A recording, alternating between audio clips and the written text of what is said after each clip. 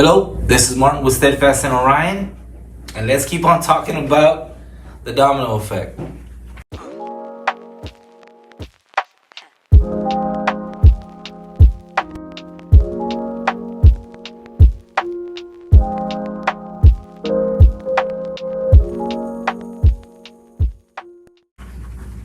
So last night, or better yet, yesterday and today, we had a situation come across our desk where we had a driver waiting yesterday at a location from 8 o'clock in the morning to 3:30 p.m. in the afternoon. This is a local Houston load. The driver was there a total of 7 hours. Now, you give the customers 2 hours free. That's pretty much right off the bat for every trucking company. So your time really starts from 8 to from 8 to 10 a.m. being for free, and then from 10 a.m. to 3:30 is where you charge the waiting time. So technically that's 5 hours and 30 minutes of waiting time.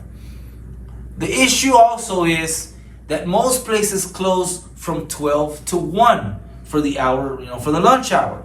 So a lot of warehouses don't count that as a valid hour of waiting time because everyone needs to eat lunch, is what we're told.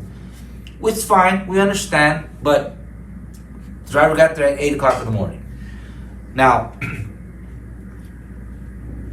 technically it's 5.5 hours of waiting time from 10 to 3:30, but if you take away that hour of waiting time for the lunch hour, that's now only 4 hours and 30 minutes of waiting time that the driver is able to get paid for. Now, in those 4 hours and 30 minutes, I can assure you that that driver can probably do 1 or 2 more loads and make more money that way than it is to sit for waiting time. So it's not beneficial economically for the driver to do something like that, and it's definitely not beneficial for the trucking companies to have a driver sit and wait to do something like that.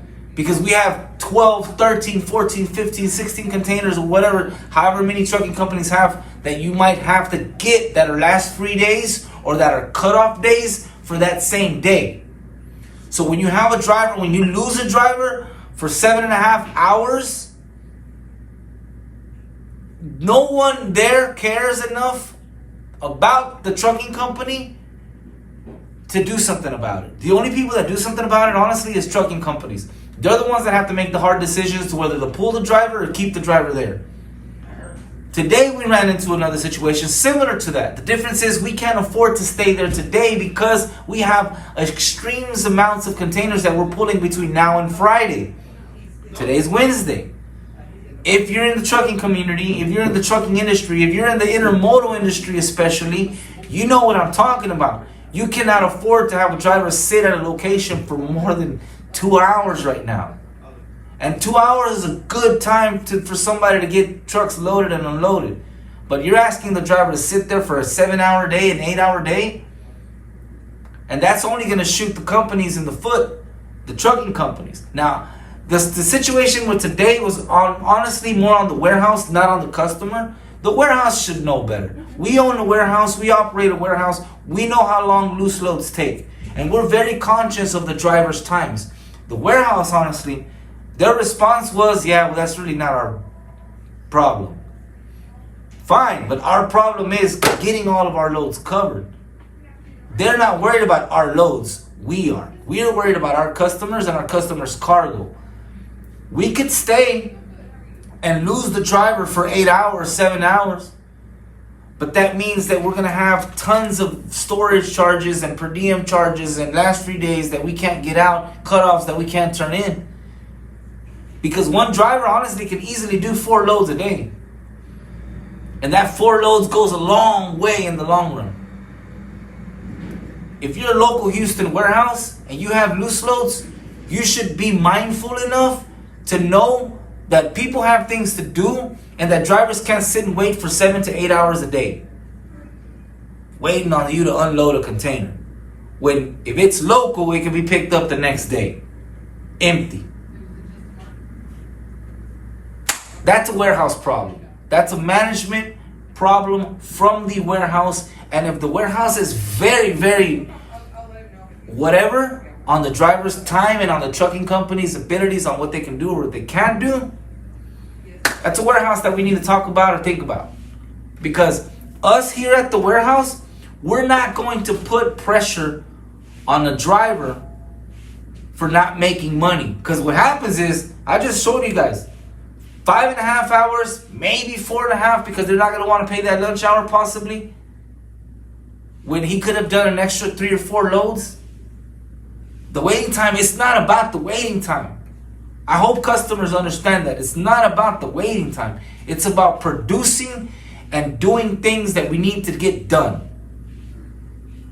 Why we couldn't drop it and come back for it the next day, it beats me.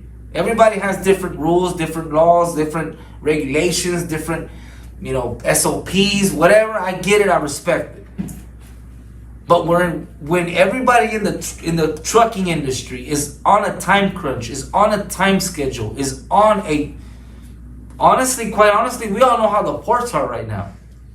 And you have warehouses that are not mindful of that, it makes things very difficult. And that's why we get further behind on pulling loads out of the port. Because you're already behind as it is, and now you have that happen to you, and then 2 days in a row, and you're like, well, you have more drivers. Yes, we have more drivers. But you need every single one of those drivers on your fleet right now, especially in times like these. If the driver can work 14 hours, we're working them 14 hours. If people do not understand the ELD system, if they do not understand that, it's none of their business. I agree. Like the warehouse said, that's not our fault. That's none of our business. We're just worried about our product. I got you. I agree. We're trying to tell you, look, this is what's going on. Can you budge with us a little bit? And when the answer is no, then we have to make that tough call and do things that we need, do things the way we need to do them, because we have tons of work right now that we need to do between now and Friday. We don't have the weekends here in Houston. The ports don't open nights and weekends. That's why we have to make those decisions that some people are not going to like, and they're not going to be very popular, especially with our customer. Unfortunately, we might have got our customer a little bit upset at us, but I would rather pay the driver out of our pocket for that dry run and pay per diem on that container. We have to reschedule it at another time than to pay per diem on 30, 40 containers at the port, or storage, for 30 or 40 containers at the port. Because right now, everyone in trucking needs every single driver. They do not have the ability to do something like that. That's crazy. Of spending 7 and 8 hours a day just on one container, a loose load at that. If you're a trucking company, my hats off goes to you for doing loose loads. If you're a warehouse and you do that to truckers, you should know better. You should figure out a way around that, to where you don't cost the driver 8 hours of his day and the trucking company to lose a driver for 8 hours that day, because they need every single truck driver right now. And the truck drivers need to make money. They don't make money when their trucks are parked, contrary to what people believe. So thank you guys for listening. That's a small video, or better yet, a small little rant, because it's getting crazy. Being smart with your money, and I didn't understand that. I really didn't understand. I mean, I had a good relationship with money, where it would come in and it would go out. You know what I mean? That was an awesome relationship, man. Oh, I got it. Oh, here you go. But I didn't have a relationship to where I understood it.